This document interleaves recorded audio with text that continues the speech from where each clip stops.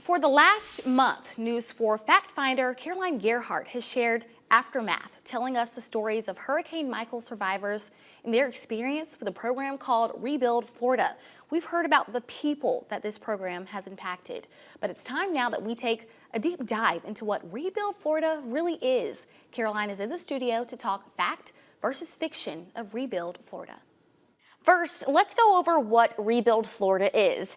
It's a state program designed to help low to moderate income families with repairs, reconstruction, or even replacing homes damaged during hurricanes. Now let's dive into the fact versus fiction. First up, Rebuild Florida only repairs homes damaged by Hurricane Michael. That is fiction. The program has provided varied assistance for communities impacted by Hurricane Irma, Sally, Hermine, and Matthew.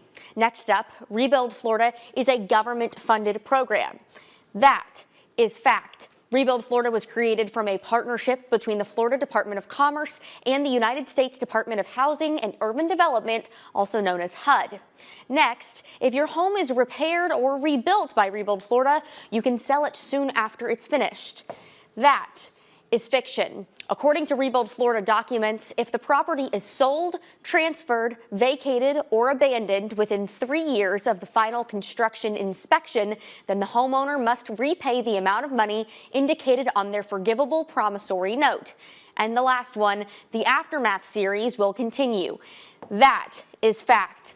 We will be continuing to tell more stories of those affected by the program and taking a deeper dive into Rebuild Florida after Thanksgiving. Finding the facts for you, I'm Caroline Gerhart. Caroline, thank you. Now, parts 1 through 3 of Aftermath are available to watch on our website. If you or someone you know is struggling to find answers with this program, send our fact finders a message through Facebook or their email. Now, all that contact information is posted in the News 4 app under About Us.